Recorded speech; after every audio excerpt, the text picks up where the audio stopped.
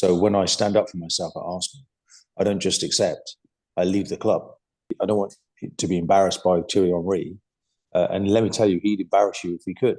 Once more, Saka is a shining light for these youngsters, and he's a real role model. But what I do see and feel is that fighting spirit is really back again at the football club.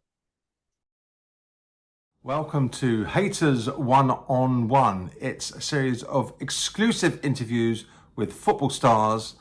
I'm Nick Callow, and today I'm delighted to be joined by former Arsenal and England defender Martin Keown. Martin, coincidentally, has just recently published his autobiography, which is called On the Edge. So which better way to kick off than to ask Martin, please tell us, my old friend, why now the autobiography and why are you calling it On the Edge? Yeah, well, I suppose some people still feel that I'm on the edge a little bit when they talk to me. They're not sure if I'm provoked, which direction I'm going in. But I think the name was sort of born out a little bit about me, because when you do a book, you realise there's a chance for you to tell your story, the way that things happen for you. You do your best to tell the truth, and I suppose you're trying to get everybody else to work and sort of give it their best for the book as well, so that you get a little bit of help writing it. You've got a publisher, and they kind of thought I was on the edge because I was so demanding. I wanted, and we all thought that was probably a good a title for the book. So there it is. But I suppose the word "on the edge" is actually described a lot in the book as well. Because I did play my football on the edge. Sometimes I went below that line.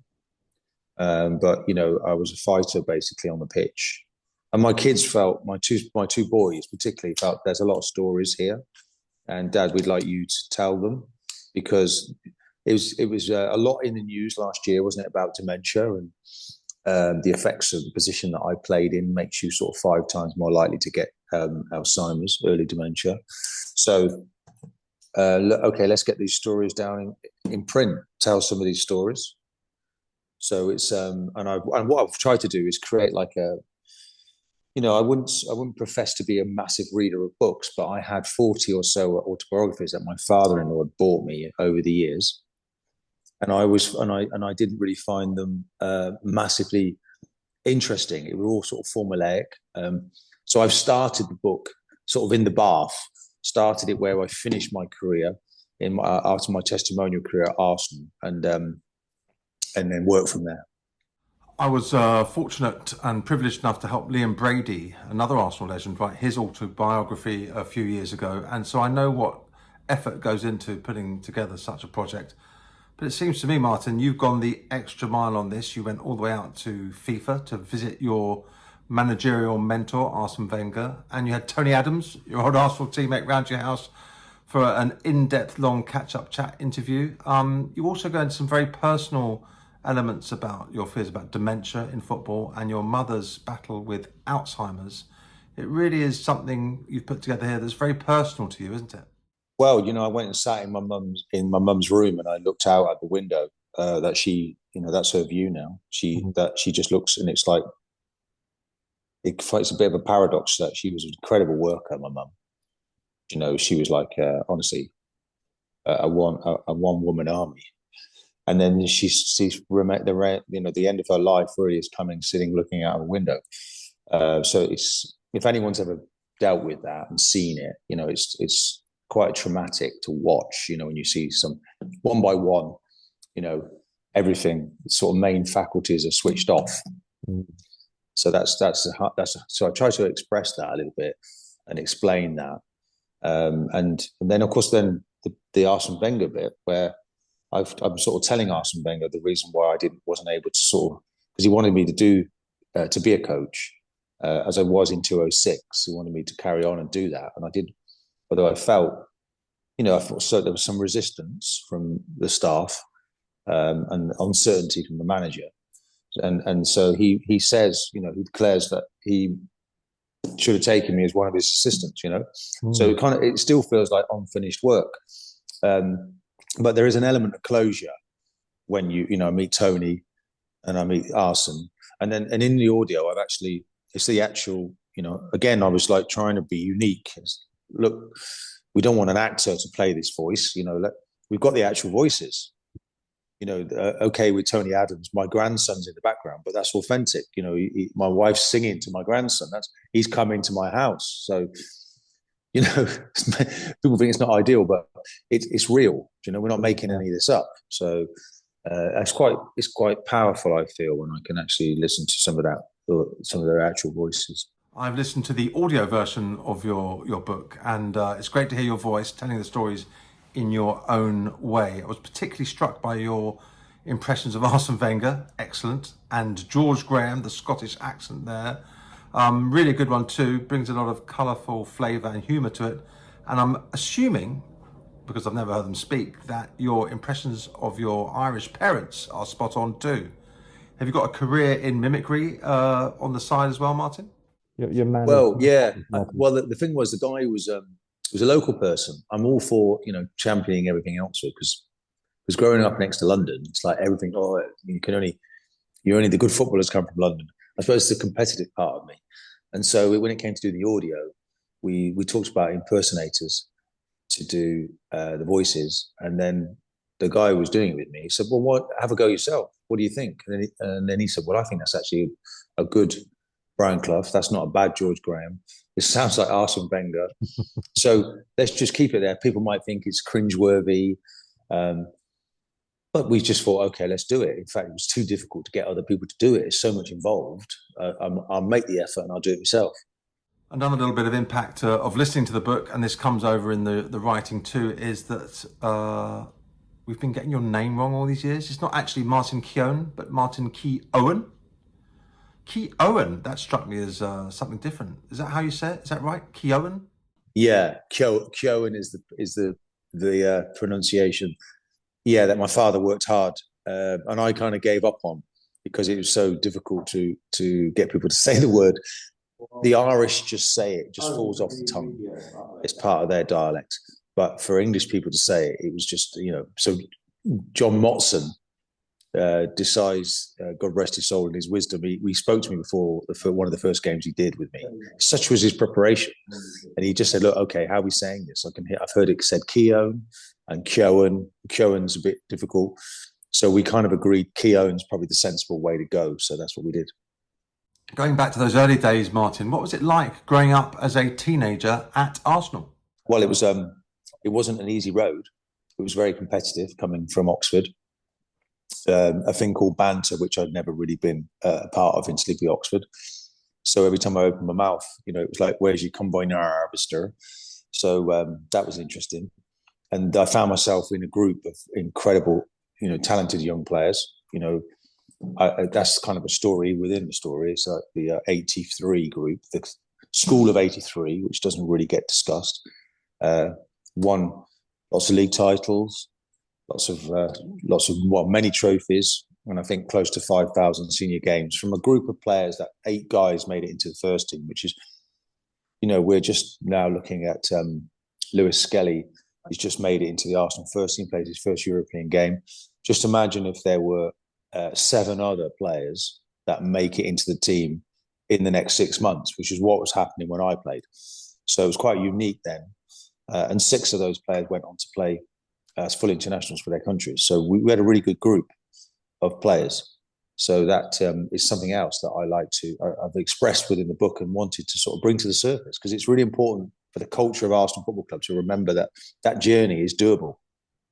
And it's great now to see that, that the lads are doing it again. Once more, Saka is a shining light for these youngsters, and he's a real role model. He probably doesn't realise that. He's not playing as a role model, but the journey he's been on, how humble he is kind of making it easier for the next lads to come through, and we're seeing that now again. It was quite an expensive mistake by Arsenal as well, wasn't it? Because it cost a fair few quid to bring you back. Well, 2 million, but nothing was really discussed about it. They saw me as the best person to come back. And then, of course, the back four, I had to try and get into the back four. And that wasn't easy either, because you were, I came back and I was cup-tied. So I was playing a left back, right back, centre half, midfield, and then you were like, you're a utility player. you're sort of jack of all trades and not master of any. And then I think the fans are like, well, where's he going to play? And then Andy Linegan does very well, doesn't he? Scores the winning cup final. So I don't start the next season, but then I get into the team. George is using me in all manner of roles, particularly in Europe. We get to the Cup Winners' Cup, and then I have to miss that final through injury. So I'm like, okay, I've sat and watched 3 finals here now since I've been back.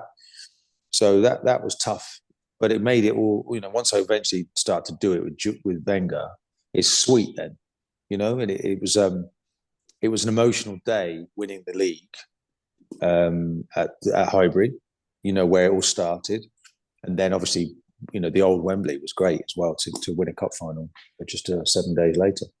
I was wondering, because you have such a powerful voice when you were an established player and now as a pundit and a commentator, and in the book you speak so powerfully and frankly about your opponents, your colleagues, your teammates, everyone around you. You do not hold back. I'm wondering if you had that strength of conviction in your voice when you were a young man too. One thing, when I look back at the book, I wasn't somebody who was a passenger. I was actually taking part, and I was saying all these things at the time. So when I stand up for myself at Arsenal, I don't just accept, I leave the club.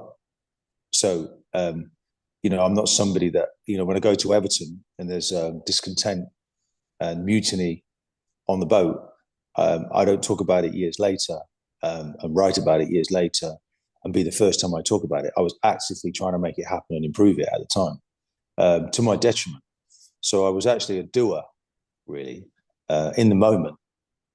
And that's the thing was about, being in the right situation was tricky for me, because I took myself away from Arsenal when I should never have left. I went on a journey then at Villa, which I learned a great deal.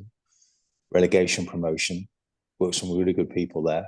Great people to live around as well, great friends. Went the same journey to Everton, found myself in a difficult situation. But all of those experiences really came back to help Arsenal when I eventually come back again. And it wasn't an easy transition coming back to Arsenal as a young kid. Well, leaving as a young kid and coming back, somewhat more experienced playing for England. And some of the guys had done, like Sir Tony and Merce had ended up with difficulties, addictions, but were incredibly successful. So I had to sort of interject back in again to that group and then sort of find my place within the club. You were an Arsenal boy and man for so many years. It must be an incredible bond to have with your teammates. I know you don't live in each other's pockets these days, but what's the relationship like now? How closely are you in touch with your former Arsenal teammates? Yeah, I mean, it's interesting when I sit down and talk to Tony, and Tony was, it's like, what part do you play in the club's success? And I was saying, well, I wasn't there in, not 89, and he said, no, but what you were about helped shape us for those successes. And it's like, when I look back and you look at people that are not there in 203, 204, when we go unbeaten for a whole season, you say, well, yeah, but the likes of David Seaman and these people are striving for excellence, and they're in the building, and they're all in there at different times, but they play their part for where you ultimately end up. And I think now I'm seeing that we've got the right people in the building again, and then I'm confident that something big could happen. But you have to have good people. But I am, of course, my media life now helps me to be a step closer to what's happening. I'm not really in the know, but what I do see and feel is that fighting spirit is really back again at the football club. The character and spirit you mentioned when we speak here and throughout your book, is that more important than talent and ability, or to be a good footballer, do you need to have a combination of the two? It's actually a really good attribute to be massively determined every day to be the best, isn't it? But I look back at how I did it. I didn't just turn up on a Saturday. I trained as I played. People, why are you wearing screw-ins in training? As I did, not to hurt anybody, because I want the best traction. I don't want to be embarrassed by Thierry Henry. And let me tell you, he'd embarrass you if he could. And I'm training against him every day. So, everybody else just suffered it twice a season, didn't they? But we had to play against them every single day. And Dennis, by the way. Some of these players were just some of the all-time greats. But I knew it in the moment, and I was looking around the dressing room, telling everybody, one day, guys, you'll look back at this. This is an incredible group of players. Let's make it happen while we can. Obviously, your original boss, George Graham, was still at the club when you came back to Highbury, and then after he left, eventually he was succeeded by Arsene Wenger, who you describe as sort of a father figure to you. But what was that relationship like with when you first met Arsene? Well, it was like, okay, do nice guys win things? Because he seemed like so nice. He kept shaking my hand. I'd be like, boss, you've already shaken my hand. And he was like, Martin, you all look the same. It's like, I said, okay, don't mean you can say that now. But he just was such a nice guy. And he seemed to he believed in me. And he was kind of like, he kept saying to me, Martin, without you, we need disaster. We need you in the team, And it was like, wow, I'm going to be in the team then. Like, it just helped me to be the best I can. Trust, I think. He trusted me. There's probably a love for his players that I never encountered with other managers, because we can see what people can't do, but we can't see what people can do. We forget their strengths. We look at weaknesses in people. And he was one that never took his eye off what you could offer to the team. You speak with great self-confidence in your book about your own abilities as a player and then later as a coach, and you're very forthright on that, and rightly so. But it struck me when you were speaking to Tony, you were quite moved by the respect he showed you as a player, almost taken aback, and Arsene and how he reflected on maybe he made a mistake in not trying to keep you at the club longer as a coach. I know there were circumstances around that made that impossible for you to stay on, but did you need that sort of combination of your own self-belief and others telling you what a good player and good person you were to have around at the Arsenal? Well, yeah, but I had a way of working. So I pulled away because my parents wanted me to help. My dad's the main carer for my mother. So that was really difficult for me. I had to do that. There was no choice to be made, really. But Wenger didn't know this. We didn't really have a chance to really sit down and discuss me and my development as a coach, which we probably should have done at the time, because we're so busy talking about Ashley Cole, Lauren, diet. Do we need to reinforce the diet? You've been here now quite a while. I think we need to emphasize. I still have a list of things that we discussed in that meeting. I took it to the next meeting 20 years later to say, boss, look, these are all things that but we never got around to dealing with because we were so busy trying to win football matches. That's the life of a footballer, really, or a coach. It's really full on. There's so much analysis now, and so and the Tony bit was a case of what we were always, young players pitched against each other, and it was time to say, to pay our respects to each other, really, in terms of. And it was interesting. Tony was saying about, "Oh, you're a great player." I was like, "Well, are you talking about me there?" Because I don't think you've ever heard you say that. Of course, I always thought I was as good as him, and why not? Just finally, Martin, and thanks for your time. It's very generous of you. I hope people have enjoyed hearing from you in this Hayters one-on-one interview. I've just been picking up here, although we're talking about your career and other elements of football, that you have been very complimentary about what you're seeing under Mikel Arteta and the current crop of Arsenal players. I seem to be picking up the vibe that you think there's something really good growing here at Arsenal. There's something growing, and obviously the manager now is getting more and more experienced. He can see it, he can sense it. It's just about retaining belief, isn't it? When in the backdrop of Liverpool doing what they're doing, the experience. Look, we should be experienced enough to know now there's a long way to go in this race. We've seen it, but we are just enjoying what Arsenal are doing right now. Third in the table for Champions League, and looking very healthy. It looks like it's a good future, but we have to just stick with it and keep believing. There we go. Great to catch up with a proper Highbury hero in Martin Keown, one of a kind, living life on the edge, on and off the field. We were born in the same year.